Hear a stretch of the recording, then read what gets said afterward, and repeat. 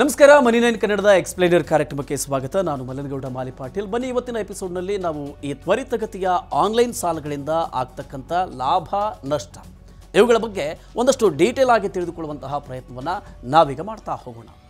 ಅರ್ಜೆಂಟಾಗಿ ಹಣ ಬೇಕಾಗಿರುತ್ತೆ, ಎಲ್ಲಿಯೂ ಕೂಡ ದುಡ್ಡನ್ನು ಒಟ್ಟು ಮಾಡಲಾಗದ ಸ್ಥಿತಿ ಬಂದುಬಿಟ್ಟಿರುತ್ತೆ. ಆಗ ನಮಗೆ ಕಾಣುವ ಆಯ್ಕೆನೇ ಪರ್ಸನಲ್ ಲೋನ್.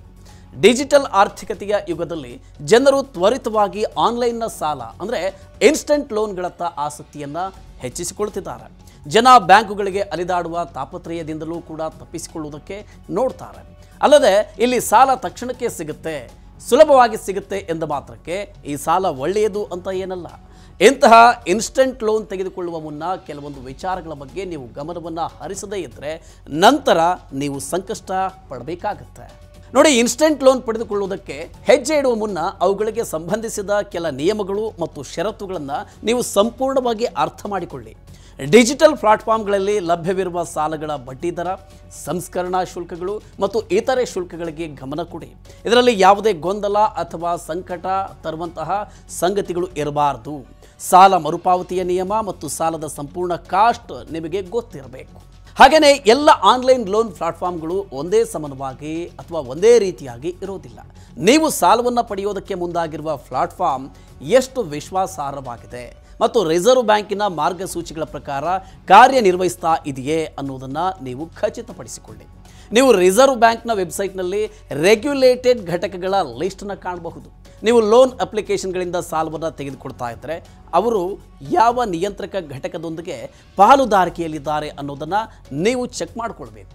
ಗ್ರಾಹಕರ ವಿಮರ್ಶೆ ಮತ್ತು ರೇಟಿಂಗ್ಗಳನ್ನು ಕೂಡ ಪರಿಶೀಲಿಸುವ ಮೂಲಕ ನೀವು ಸಾಲವನ್ನು ನೀಡಿಕೆಯ ಪ್ಲಾಟ್ಫಾರ್ಮ್ನ ರೆಪ್ಯುಟೇಷನನ್ನು ಲೆಕ್ಕ ಹಾಕಿಕೊಳ್ಳಬಹುದು. ಓಕೆ, ಇನ್ನು ಇಲ್ಲಿ ಸಾಲದ ಮೇಲಿನ ಬಡ್ಡಿದರ ಅತಿ ಮುಖ್ಯವಾದ ಸಂಗತಿ. ತ್ವರಿತ ಸಾಲಗಳು ಹಣವನ್ನು ತಕ್ಷಣಕ್ಕೆ ಒದಗಿಸಬಹುದು, ಆದರೆ ಸಾಂಪ್ರದಾಯಿಕ ಅಥವಾ ಸಾಮಾನ್ಯ ಸಾಲಗಳಿಗೆ ಹೋಲಿಸಿದರೆ ಇವುಗಳ ಬಡ್ಡಿದರ ಹೆಚ್ಚಿರುತ್ತೆ. ಇದು ಸಾಲದ ಒಟ್ಟಾರೆ ವೆಚ್ಚ ಅಂದರೆ ಕಾಸ್ಟನ್ನು ಹೆಚ್ಚಿಸುತ್ತೆ. ಅಷ್ಟೇ ಅಲ್ಲ, ಆನ್ಲೈನ್ ಲೋನ್ ಪ್ಲಾಟ್ಫಾರ್ಮ್ಗಳು ದೊಡ್ಡ ಬ್ಯಾಂಕುಗಳಿಗೆ ಹೋಲಿಸಿದರೆ ಹೆಚ್ಚಿನ ಬಡ್ಡಿ ದರಗಳನ್ನು ವಿಧಿಸ್ತವೆ. ಉದಾಹರಣೆಗೆ, ಲೋನ್ ಟ್ಯಾಪ್ ನೀಡುವ ಪರ್ಸನಲ್ ಲೋನ್ ಬಡ್ಡಿದರ -12% -24% ಕ್ರೆಡಿಟ್ ಬಿಯು -17% -29.95% ನಡುವಿನ ಬಡ್ಡಿ ದರವನ್ನು ವಿಧಿಸುತ್ತೆ. ಅದೇ ICICI ಬ್ಯಾಂಕಿನ ಪರ್ಸನಲ್ ಲೋನ್ ಬಡ್ಡಿ ದರ -10.65% -16% ಇದೆ. ಹೀಗೆ ಹೆಚ್ಚಿನ ಬಡ್ಡಿ ದರದ ಹೊರತಾಗಿ ಸಂಸ್ಕರಣಾ ಶುಲ್ಕಗಳು ಮತ್ತು ಪೂರ್ವ ಪಾವತಿ ಶುಲ್ಕಗಳಂತಹ ವಿವಿಧ ಹಿಡನ್ ಚಾರ್ಜಸ್ ಸಹ ಇರುತ್ತೆ. ಬೇರೆ ಬೇರೆ ಬ್ಯಾಂಕುಗಳು ಮತ್ತು ಆನ್ಲೈನ್ ಲೋನ್ ಪ್ಲಾಟ್ಫಾರ್ಮ್ಗಳು ಬೇರೆ ಬೇರೆ ರೀತಿಯ ಸಂಸ್ಕರಣಾ ಶುಲ್ಕವನ್ನು ಹೊಂದಿವೆ. ಈ ಶುಲ್ಕ ಮತ್ತು ಫೀಗಳನ್ನು ಸರಿಯಾಗಿ ಅರ್ಥ ಮಾಡಿಕೊಂಡ್ರೆ ಸಾಲದ ವಿಚಾರದಲ್ಲಿ ನೀವು ಒಂದು ಸೂಕ್ತವಾದ ನಿರ್ಧಾರವನ್ನು ತೆಗೆದುಕೊಳ್ಳುವುದಕ್ಕೆ ಸಾಧ್ಯ ಆಗುತ್ತೆ.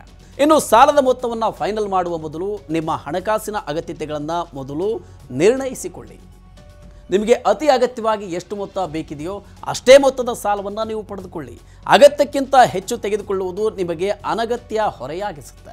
ತ್ವರಿತ ಸಾಲಗಳು ಸಾಮಾನ್ಯವಾಗಿ ಕಡಿಮೆ ಮರುಪಾವತಿ ಅವಧಿಯನ್ನು ಹೊಂದಿರುತ್ತೆ. ಇದರ ಪರಿಣಾಮ EMI ಮೊತ್ತ ಜಾಸ್ತಿ ಇರಬಹುದು. ನಿಮ್ಮ ತಿಂಗಳ ಖರ್ಚಿನ ಬಜೆಟ್ ಮೇಲೂ ಕೂಡ ಇದು ಪರಿಣಾಮವನ್ನು ಉಂಟು ಮಾಡಬಲ್ಲದು. ಜೀವನದಲ್ಲಿ ಯಾವುದೂ ಕೂಡ ಶಾಶ್ವತವಲ್ಲ. ಅದೇ ರೀತಿ ವ್ಯಕ್ತಿಯ ಆರ್ಥಿಕ ಪರಿಸ್ಥಿತಿ ಸಹ ಬದಲಾಗ್ತಾನೆ ಇರುತ್ತೆ. ಈ ಇನ್ಸ್ಟೆಂಟ್ ಲೋನ್ ಅಥವಾ ತ್ವರಿತ ಸಾಲವನ್ನು ತೆಗೆದುಕೊಳ್ಳುವ ಮೊದಲು ಪ್ರೀಪೇಮೆಂಟ್ನ ಕಂಡೀಷನ್ಗಳನ್ನು ವಿಚಾರಿಸಿ ನೀವು ತೆಗೆದುಕೊಳ್ಳಿ.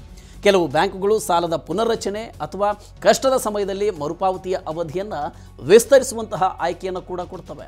ಇನ್ನೊಂದು ಕಡೆ EMI ವಿಳಂಬ ಅಥವಾ ಸಾಲ ಮರುಪಾವತಿ ಮಾಡದೇ ಇರೋದು ಪೆನಾಲ್ಟಿಗಳಿಗೆ ಕಾರಣ ಆಗುತ್ತೆ. ಸಕಾಲಿಕ ಪಾವತಿಗಳನ್ನು ಮಾಡುವ ಮೂಲಕ ಲೋನ್ ಪ್ಲಾಟ್ಫಾರ್ಮ್ನೊಂದಿಗೆ ಉತ್ತಮವಾದ ಸಂಬಂಧವನ್ನು ಕಾಪಾಡಿಕೊಳ್ಳುವುದು ಅತ್ಯಗತ್ಯ. EMI ಪಾವತಿ ಮಿಸ್ ಮಾಡಿದರೆ ಸಾಲದ ಏಜೆಂಟರೊಂದಿಗಿನ ಘರ್ಷಣೆಗೂ ಕೂಡ ಅದು ಕಾರಣ ಆಗಬಲ್ಲದು. ಹಾಗೆಯೇ ಸಾಲ ಅಥವಾ ಇತರೆ ಹಣಕಾಸಿಗೆ ಸಂಬಂಧಿತ ವಿಚಾರಗಳಿಗೆ ಕಸ್ಟಮರ್ ಸಪೋರ್ಟ್ ಸಹ ನಿರ್ಣಾಯಕ ಆಗುತ್ತೆ. ಚಾಟ್ ಆಗಿರ್ಬೋದು, ಫೋನ್ ಅಥವಾ ಇಮೇಲ್ನಂತಹ ಚಾನೆಲ್ಗಳ ಮೂಲಕ ಗ್ರಾಹಕರ ಕಾಳಜಿ ಮತ್ತು ದೂರುಗಳನ್ನು ತ್ವರಿತವಾಗಿ ಪರಿಹರಿಸಬಹುದಾದ ಲೋನ್ ಪ್ಲಾಟ್ಫಾರ್ಮನ್ನು ನೀವು ಆಯ್ಕೆ ಮಾಡಿಕೊಳ್ಳಿ. ಹೆಚ್ಚಿನ ಸಂವಹನ ಮಾಧ್ಯಮಗಳು ಇದ್ದರೆ ಗ್ರಾಹಕರ ಜೊತೆಗಿನ ವ್ಯವಹಾರವೂ ಕೂಡ ಸುಧಾರಿಸುತ್ತೆ. ಹೀಗೆ ಎಲ್ಲ ಬಗೆಯಿಂದಲೂ ಯೋಚನೆ ಮಾಡಿ ನಿರ್ಧಾರವನ್ನು ತೆಗೆದುಕೊಂಡರೆ ಮಾತ್ರ ಈ ಇನ್ಸ್ಟೆಂಟ್ ಲೋನ್ಗಳು ನಿಮ್ಮ ತುರ್ತು ಹಣಕಾಸಿನ ಅಗತ್ಯತೆಯನ್ನು ಪೂರೈಸಬಲ್ಲದು. ಏಕಾಏಕಿ ತ್ವರಿತ ಸಾಲಗಳನ್ನು ತೆಗೆದುಕೊಳ್ಳುವುದು ಹೆಚ್ಚಿನ ಬಡ್ಡಿ ದರದ ಸುಳಿಯಲ್ಲಿ ನಿಮ್ಮನ್ನು ಸಿಲುಕಿಸಬಹುದು. ಈ ಸಾಲವನ್ನು ತೀರಿಸುವುದಕ್ಕೆ ನೀವು ಇನ್ನೊಂದು ಕಡೆ ಸಾಲ ಮಾಡುವ ಪರಿಸ್ಥಿತಿ ಎದುರಾಗಿ ಬಿಡಬಹುದು.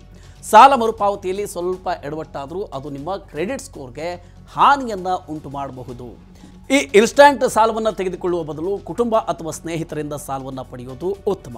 ಸಾಲ ತೀರಿಸೋದಕ್ಕೆ ಸಾಧ್ಯ ಅಂತ ನಿಮಗೆ ನಿಮ್ಮ ಮೇಲೆ ಖಾತ್ರಿ ಇದ್ದಾಗ ಮಾತ್ರ ತ್ವರಿತ ಸಾಲಗಳನ್ನು ನೀವು ತೆಗೆದುಕೊಳ್ಳಿ. ಹೆಚ್ಚಿನ ಬಡ್ಡಿದರಗಳ ಕಾರಣ ಈ ಸಾಲಗಳನ್ನು ಆದಷ್ಟು ಬೇಗ ಮರುಪಾವತಿಸೋದಕ್ಕೆ ಪ್ರಯತ್ನಿಸೋದು ತುಂಬಾ ಒಳಿತು.